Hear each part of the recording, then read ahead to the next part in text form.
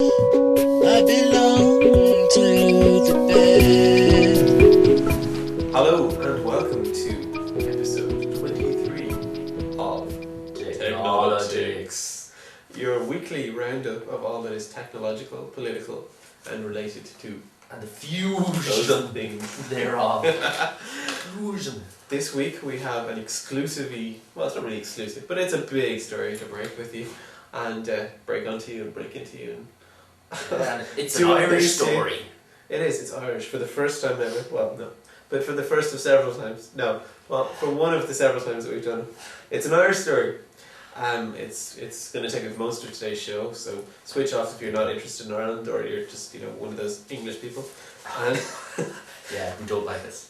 but before that, Yes. we have some answers to some readers' questions. Yes. Pressing issues. This is an answer to Father Brendan from the Ballybunion area of Leitrim. And Father, I have to say, I'm not a doctor, but I would recommend you try to pull it out with a forceps.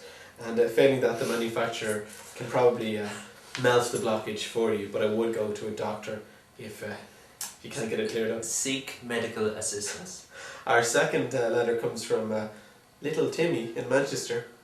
And, well, Little Timmy, it's customary to use pace. Customer to use what? The mouthful. I've never used puh. Is it good? Can you get that in the It's pharmacy? pretty sweet. It's customary to use pesos, but the natives will accept any form of currency, including tinned goods and beads. Okay, moving on Wow. to our special story. I was hoping you could get to use puh. I'll be telling you in a second. So, those of you who've been following with interest the file sharing debate, especially in this country, may have noticed that this week a case hit the High Court. This was, of course, the ISPs being sued, so to speak, or at least taken to court for the access to information that they have kept about those of their users who have been identified by the recording industry as file sharers. Those naughty, naughty boys and girls, alleged file sharers, who engage in the illegal upload and download of copyrighted material. So this is following on from a case last year in which cases brought before the High Court, and BT, Aircom and other ISPs were asked to provide the names and addresses of their users who have been caught by the representatives of the recording industry allowing their songs to be downloaded. Here are the details you may not have heard. This case involved, in fact, a US company gleaning the information of where these songs were coming from. So their methodology involved going onto the Natala network and the Fast Track network, and that's what LimeWire and Kazaa use respectively, and various other clients, and essentially downloading one or two tracks to see if it was possible, see if they were really what they were named, so see if they were actually copyrighted material. If you actually do it. And then taking screenshots of the remainder. So if you've got 500 songs available for download, they download a couple off you to prove that it's not just misnamed, and then take a few screenshots. Yeah.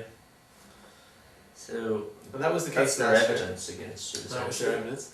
And the case last year was passed, and the ISPs, they provided some decent arguments of why they shouldn't be allowed to do this, provide this information, but they didn't oppose the case, because if they'd opposed it and lost, they would have been liable for costs, and for a variety of other reasons. They didn't oppose and they didn't support it, but they gave the information at the end. The judge rules that they should. Fast forward a year, we get another case last Tuesday in the High Court again, before Justice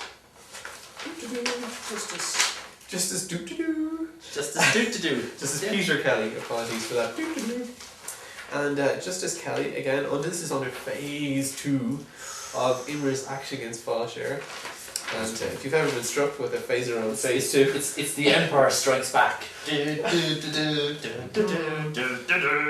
so they're crushing you with their mighty claw of phase 2.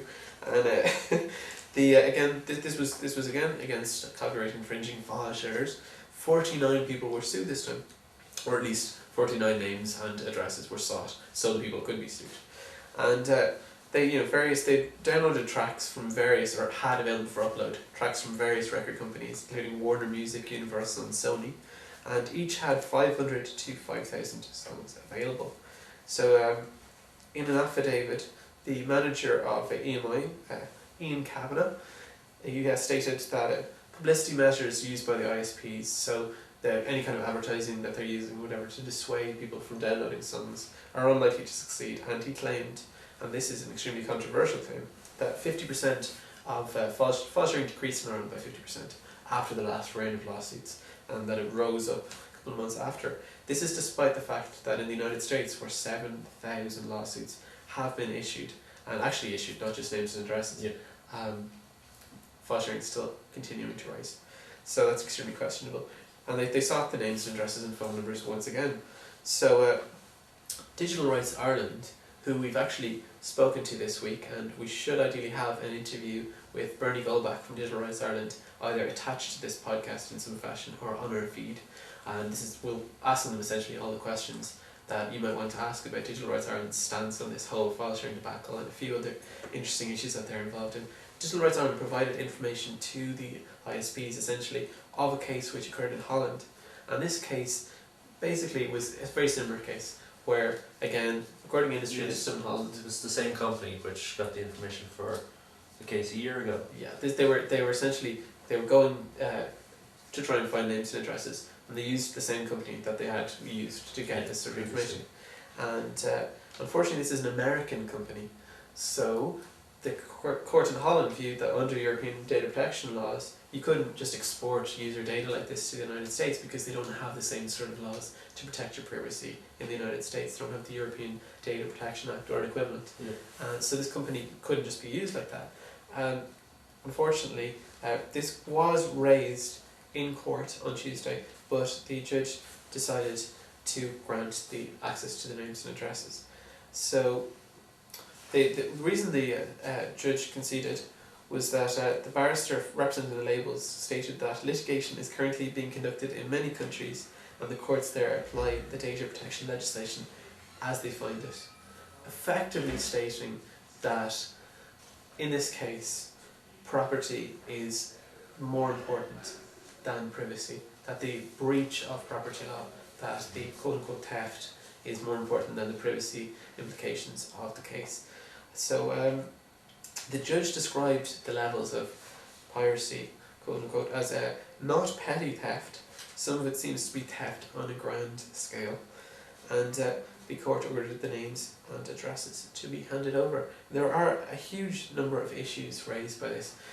One of the most important issues is, of course, IP addresses, which they were tying to user accounts, don't necessarily represent end users. You can have an open wireless access point. Yeah. You can be on a network, you can be sharing a subnet with lots of other people. Yeah, you could have a wireless router at home, and many people don't secure them because their user interface is usually very badly designed, so people have no idea how to set up the security necessary on it. It's pretty much a dark art. You have to be a nerd and pretty patient to set it up, so many people don't, and they're not default set to work securely, so it's quite easy to actually get access to someone's wireless home account, although it is technically illegal to do so, and someone was prosecuted recently in the UK for doing that. But not here, so it's not necessarily legal under Irish law. Plus many businesses offer free Wi-Fi. McDonald's offers Wi-Fi in some areas, and as Bernie Goldbach said in today's interview, even in Carlow Town, an area as remote as wee Carlow, there's 3 open access Wi-Fi points in the city centre. So many businesses offer this service, so do cafes too. Should they all shut down for fear of liability? Or is the tying of IP addresses to names and addresses of users completely unreliable? Well, if you think of like Google making the whole of, is it San Francisco Wi-Fi hotspot? Then Google are opening themselves up to getting sued all over the place, because it'll just come up as, oh, Google. Sure, and of course we don't have a huge municipal Wi-Fi projects like that here, but we do have companies like Irish Broadband offering Wi-Fi to local areas, and there's various kind of local coalitions who are attempting to form kind of local Wi-Fi groups to get a large piece of backbone and spread that out amongst a lot of people very cheaply. And they're all using kind of one central internet connection. And it isn't always necessarily possible to tell very precisely who's downloading what. Yeah, exactly, who's there. I mean, it's probably still possible to spoof IP addresses if you're really determined on such things. So this is obviously very important. If you've ever used file sharing, especially on the Nutella or the fast track networks, you could be liable.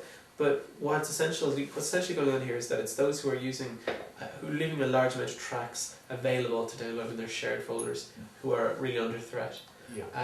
We're not suggesting that you should download from file sharing networks, although download you may, but if you are doing so, leaving tracks available to upload is extremely dangerous for your Yes, and the more tracks that are there to upload, the higher the amount of money that the record companies will seek from you, because they will charge per track that's available. So if you have 5 versus 500, they're going to look for a lot more money off you. And we're talking big money here. This is up to €1,900 liability per track made available, up to a total of €127,000 approximately maximum. Some of the most expensive singles ever made. Well, this is another issue. This is of course ridiculous. The assumption that each track that you have available to upload is costing the company X amount of money, which is the potential amount that could be downloaded or whatever. Because of course, for a whole variety of reasons, which we'll get onto, that's a fallacious assumption. But that's the law. And it gets worse. You could be liable for criminal prosecution. This was mentioned in the case. And under the Irish Copyright Act, section 140 of the 2000 Copyright Act, you could be liable for up to 5 years in prison. So look forward to your 5-year prison term if the recording industry decides to press its luck on that one. Yeah, so, and this is another issue. We've mentioned this in the past, but I've spoken to various people in some journalistic areas, and we might be seeing some articles or mentions of this in the future. And indeed, there have been some in the mainstream media. What am I talking about? I'm talking about iPods and how using them in Ireland with your CD collection is illegal. Ripping CDs is an infringement. Putting them onto your iPod is another infringement. Listen to my interview with Bernie Gelbach for more detail, and stop using your iPods or start thinking about what you think should be illegal and criminal under Irish law. They should just make a register of those who buy an MP3 player and say, "Oh, you're going to jail." Yeah, you might think they could know. Of course they could know. How could they know what songs you have on your computer? But a recent update to iTunes has enabled information being sent back to the Apple Music store, even if you're not purchasing from the store. There was absolute uproar over it. It can be turned off, so if you have this latest version of iTunes, do turn this off, because you don't know what Apple are keeping this information or what they're going to use it for, and they could be using it to spy on you and determine which tracks you bought legally and which ones you might have ripped from CDs. And if you're from Ireland, they could be calling up the record companies here going, someone did something they shouldn't. And also remember that it doesn't matter, they don't have to get a list of every track on your computer. All they have to get is a list of the number of songs that you have. Chances are they subtract that number from the number that you've bought from the iTunes store, and what remains is the number that is breaking law, is infringement under Irish law. Exactly, you could have a whole pile of tracks you just ripped from CDs. Your own CDs that you paid for. And most people do. Most people I know who have iTunes and who use it with their iPods do rip their CDs, whether or not they file share. In fact, much more people that I know do rip CDs than they file share. It's pretty pointless buying an iPod and then carry around your CD player and a bunch load of CDs, is it not? It certainly it's is. I've got my iPod, but I can't rip the CDs, so I have to carry my CD Walkman and my CDs with me everywhere as well. Not only that, but you're paying for your music twice, which is absolutely insane. Yeah, it's crazy. So we recommend that you tell your parents, you tell your grandparents, and you tell your aunts and uncles and your friends and your kids, and vote. Vote against and threaten to vote against TDs and MEPs who support such legislation, and contact your TDs, contact your MEPs, contact your MEPs on a whole other variety of grounds, but including copyright infringement grounds. But contact your TDs urgently, pointing out that this is a huge problem with Irish law. There's no fair use provision. It makes a whole series of interesting technologies illegal. PVRs are technically illegal under Irish law, so you won't see a Tyvo anytime soon. The only reason you got a Skybox is because Sky themselves allow the use of it. Yeah, it's pretty ridiculous, and it makes lawbreakers of a lot of us who wouldn't have thought we were, or doing anything even slightly wrong. We're just listening to music we actually pay for. Exactly, and they're expecting you to pay twice, so it's pretty penurious. But someone once said that when the anvil of law falls on the majority of the population, It's the responsibility of politicians to change that law. And it's your responsibility as citizens to contact your local representatives and have them change it. And very few letters can make a huge amount of difference. Yeah. So we have some suggestions for why these laws may be wrong. It's a big Why? list. Francis is going to chew through it. Quite a list. Okay, first of all, copyright infringement is not stealing or theft, because the Oxford English Dictionary defines it as the felonious taking away of the personal goods of another. Note, taking away. It's gone. So, I mean, ripping to your iPod is not actually taking it away from anyone. Neither is file sharing, as far as I know. Can't see any taking away going on there. Ponder, ponder, ponder. Okay. Also, one of these myths that the record companies spread out, it does not lead to a drop in record sales. There have been numerous empirical studies on this. Yes. If you want to check online on our wiki, we have Yes. links to many of them. Pretty much evidentiary, if not proof, then persuasive evidence Yes, that and downloading doesn't lead to a loss in sales. even today, a friend of mine came across something that compared the way the record companies measure sales, which is completely different from the way any one logical person would measure sales, which is the amount of CDs or tapes, if you're really old, or vinyl, that people actually get into their hand and hand money over for at the record store. They judge it by how many they ship from the factories.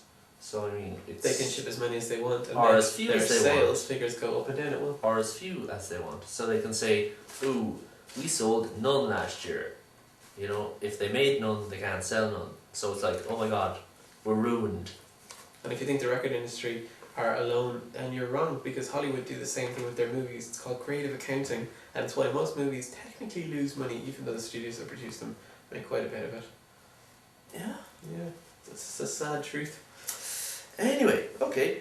So also we have the wonderful fact that the RIAA and IRMA have never even tried to make money out of file sharing. So they've never even looked into it because they're too busy trying to protect their own little monopoly and shut out anything that looks any little bit different that might threaten them. Excuse me. Beer burp. Beer burp. Beer burp. Okay. So we also have the industry estimate of file sharing are deliberately low for 3 reasons. First of all, to make it seem illegal, because it's only a small group of, you know, nasty people and over there who are doing it, you know, so a minority, so we can weed them out. We also have the fact that the real figures make a nonsense of their proclaimed impact on sales. So what we know is that actually file sharers buy more music. They like music, they download it, they might download one song and they go, this is a cool band, and they might actually go out and buy a song. So people who download are actually more into their music than people who don't, and they actually spend more on buying music than people who don't. And so much file sharing is going on in the United States. 900 million tracks a year estimated.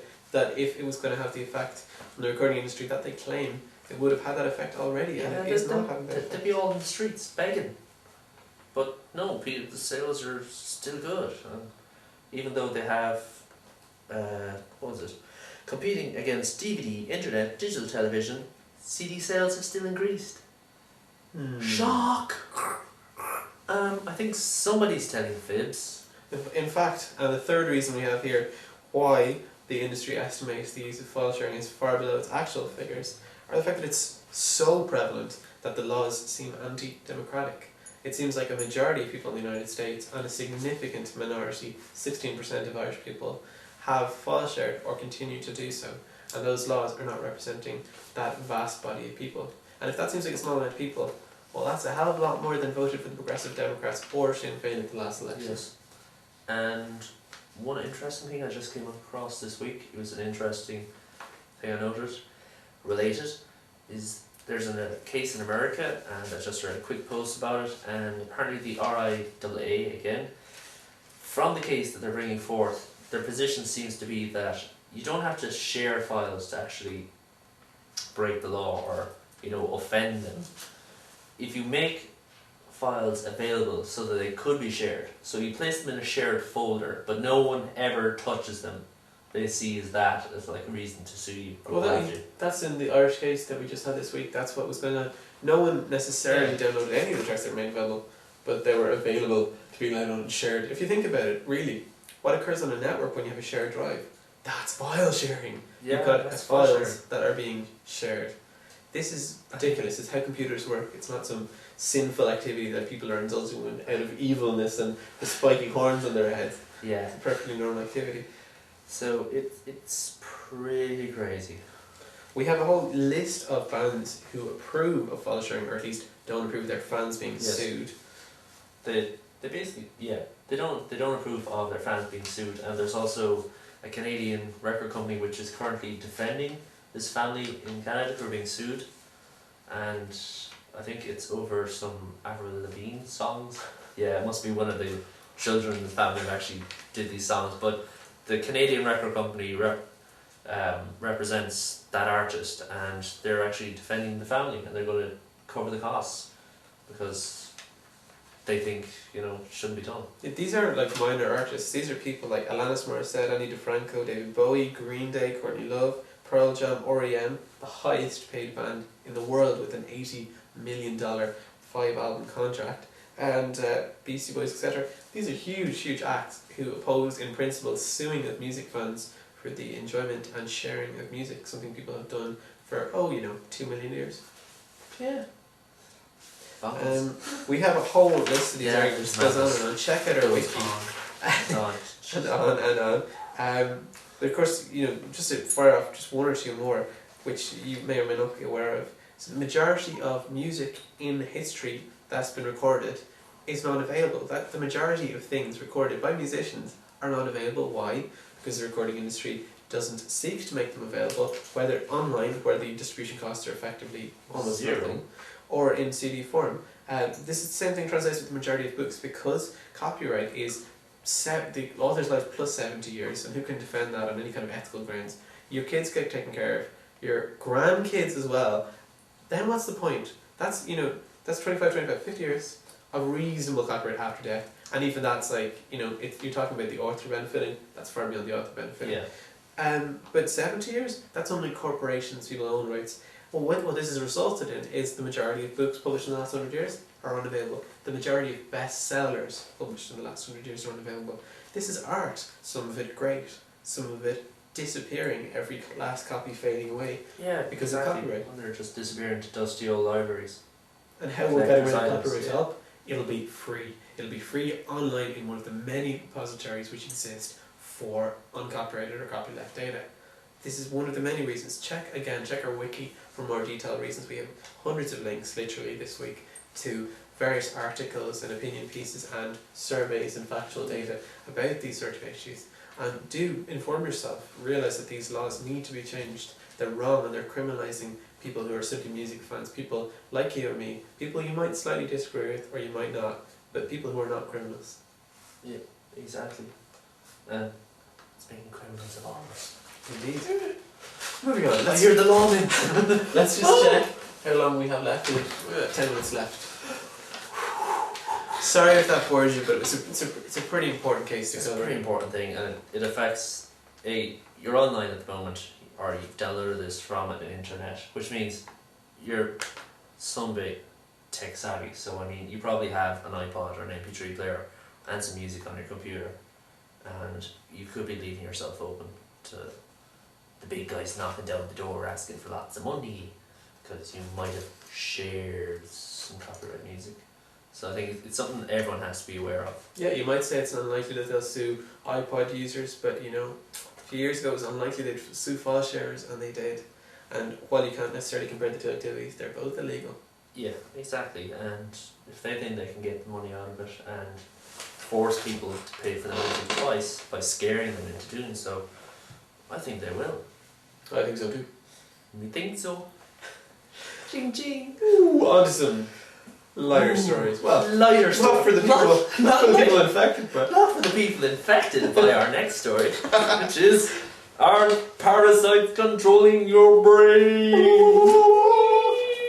Scary stuff.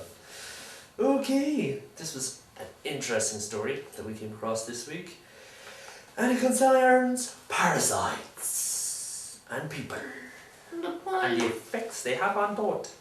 So, let's go for a quick example if you don't believe that parasites can not have any effect on people. Think of rabies. You've heard of rabies? Rabies. You know, dogs get it, they go a bit loopy and start biting people. Well, rabies is transferred by saliva. And if you're a rabies parasite, you want to be transferred to more and more creatures, you know, procreating such state. So what do? You make the creature you're infected angry, aggressive, and bitey. Bitey. Bitey, yeah. Bitey. Okay. I coined it. You heard it here first. Bitey. I'm feeling awful bitey. But it's true. People with rabies are more aggressive. They're more bitey. Yeah, they're more bitey. And it's transferred by the saliva, so it makes sense. So, I mean, that's an effect everyone knows about. Okay, let's move on to the main part, which concerns a little parasite called Toxoplasma gondii. He's like a guru. Hey Gandhi, I am Toxoplasma gondii. I will affect you and make you feel good. So what does this parasite do? Well, it lives in the guts of cats. Yummy. We all like a bit of pussy. Okay, and it spreads the cats shed eggs, which can be then eaten by rats and other animals which cats then eat. Okay, so the parasite gets to spread itself. You sure it doesn't live in the guts of rats who were eaten by cats? No. Oh, right. It lives in the guts of cats. And then rats eat the cats, and the cats eat the rats. No. It's kind of circuitous. The cats shed eggs, which are then eaten by creatures which are eaten by cats. So it gets to spread itself that way. It goes through a middleman. It doesn't spread itself directly to other cats. It spreads itself through rats or mice or other creatures which cats eat. The thing is that when this parasite infects a rat, say, it has been shown that rats infected with this parasite show a far less tolerance for the smell of cats. So basically, normally rats, when they smell cats, they are scared. I'm allergic to cats, even the mess. Yeah, exactly. They're scared crapless. They run, they hide, they stay away. It's a natural anxiety mechanism they have. In fact, an interesting thing I learned. Oh, you want to sneeze again? Possibly. Oh my god. I'm okay. That's a severe thing. Just mention her? Yeah, Jesus, that must be so conditioned. That's crazy. That's crazy. Maybe you got something there. Anywho. Okay, so the rats normally run away from cats when they smell them. But rats with the parasite pretty much ignore the smell of cats, which means obviously if there are cats around when they smell this, they ignore it, they get eaten by cats, and hence the parasite gets to infect a new cat. So why should we care, for instance? Why should we care? The interesting thing is that this parasite can also infect people. Humans! So if it can affect a rat whose brains are quite similar to our own. They have the same neurotransmitters and the same structure, basic structure. So, if you can affect a rat, which has a similar brain to ours, can it affect a human, even in a subtle way? So, what we have is E. Fuller Torrey of the Stanley Medical Institute and his colleagues have noticed some intriguing links between toxoplasma and schizophrenia. Pregnant women with high levels of toxoplasma antibodies in their blood are more likely to give birth to children who go on to develop schizophrenia. And most interestingly, if you treat this parasite with drugs for schizophrenia, it works just as good as drugs which are directed towards the parasite. So they're not quite sure whether this is causing schizophrenia. Is it the main cause, or is it just one of the possible causes? So if someone has schizophrenia, this is a possible cause of it. You know, but still, it's interesting evidence, and there is more to this story, then, which we don't have here in our notes. Oh yes, well, there's much more, and more important. Story about cultural diversity. Yeah, there's speculation. Well, another study has found. I think it's a separate study. I think it's 40% of people are infected with this worldwide. Right, 40% of people have it. Got it off their cats, I guess, or whatever else they've eaten. Rats. They haven't eaten their cats, but you know what I mean. And the study has linked personality traits to infection. So they found that women who have this toxoplasmic germ effectively become more friendly and flirtatious, and men who have it become more neurotic and jealous. What? So it's actual cognitive behavioural differences. And they think that maybe this accounts for, and other parasites could account for, the cultural differences between societies. So some societies are extremely misogynistic, some societies are extremely liberal, feminine, masculine. Some of these differences could be based on diseases that live based tiny on bacteria and things that are floating around your head, like that we spread around. and sneezes. Keep your parasites away from me. I don't want to be even anyway. You're the parasitic one around here, Yeah. living off my coattails. We better rush through. We have about 4 minutes before this tape. 4 minutes before this tape. Okay. Wonderful Vista. Microsoft decides that if you don't write drivers that they approve, you won't get to run on Vista. So this has huge implications. Yeah, basically because they can decide whose drivers get to run and also whose hardware gets to run, because they can just say, we don't like your drivers, hence if the drivers don't work, the hardware don't work, so they can decide what hardware gets to run on Windows machines.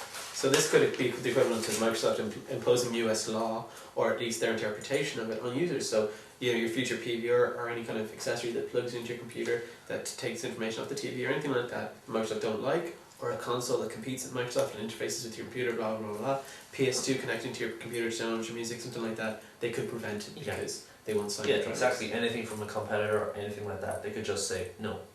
They say this agreement, it's free, but they still control it and they're under no obligation to give it to you. So far Windows Vista blurs your screen if you don't have a monitor, which will hide the picture if it shows what they don't want you to see, and it stops your devices working from. Yeah, thumbs up Microsoft, I'm going to emigrate to that. Yeah, and it's all placed under, we're preventing rootkits from attacking the system, which is probably a load of crap. Trust Microsoft to use any threat to their advantage. It's just, we're beefing up security by doing this. And worst of all, doesn't matter whether you're administrator or anyone else, you can't change it unless you somehow come up with a way to hack the system, hack the operating system. So unless you're some kind of hacker... Hack the planet! Hack the planet! You're some hacker who manages to crack Windows Vista and allow it to do this, it's not going to happen. So this nasty stuff. Big news. So we suggest lobbying Microsoft. With much good it'll do you, probably none. Probably not. I think one person said, I like this from the where it was posted first, study, it was like cutting your leg off to avoid the pain after a workout. The idea is like slightly cutting off the whole, signing every single piece of kernel running software. I don't think I've ever heard of anyone installing a driver which gave them a virus in my entire history of using computers. It's idiotic. Because usually most people who install drivers know what they're doing, and that they'll go, they know where to go for the drivers, and they won't go after spyware or us, and viruses or us. I'm guessing this is part of their trusted computing control. It's totally, it's, I quote, it's like, drivers must be signed for devices that stream protected content. This includes audio drivers that use Puma, Protected User Mode Audio, and PAP, Protected Audio Path, and video device drivers that have Protected Video Path Output Protection Management. PVP, blah. Basically, if you created a driver that could somehow steal all the stuff they want to protect, they're not going to give it to you. And that's what it all is. It's just DRM, by another way. It's vicious and evil dear. We better roll through these last two. Okay, do you want to make the immediate? Oh, yeah, okay. These 50 most loathsome people in America 2005. I think it's really the world, because they can't say number 13, God, the most loathsome person in America. I mean, they're claiming God for themselves. I think he spends more time in America than anywhere else, to be honest. But maybe he does. They do ask, why is he such a dick? Massive. What a cock. God, you fuck. Hey, sue me. And you've got another couple of pimps there. Oh yeah, I also have Turbo Tank's Tank Game, which is just an interesting classic Atari 2600 classic game, and I also have MPAA DVD warning parody video, which is quite funny, and one quote I like to take from it is that You may view this media only in your own dwelling, in complete secrecy, with the shades drawn, and with an armed sentry posted at the door. Posted? Posted. Is he posted? Yes, Envelope. Excellent. Envelope. Oh, I'm looking forward to receiving that letter. With the Queen's stamp on it. Goofball. Posted. See, two can play at the mistaken pronunciation of a word game. Yeah. Let's not start your typos. Silence. I'm dyslexic. So my main account this week is an intricate and interesting theory for Lost. If you've been following this TV series with its compelling characterizations and intricate plot lines, you will may have wondered why they're at the island. Hey, what the hell is going on? And who they are, if they are not who they say they are. When they are, where they are. What is going on. This will explain it all, probably incorrectly. Yes, indeed. Follow the link on our I think it's all a bad dream caused by a ham and cheese sandwich. Indeed. You heard it here first. So thank you for tuning in, and check our feed for the Bernie Goldbach interview. He was very nice to give it to us. It's lovely. It's a lovely fella. Thank you. Thank you. Thank you very much. Do feel free to write in next week with your fake questions that I'll make up. And tune in again for Technolotics. This has been me, Garrett Stack, and him, Francis. to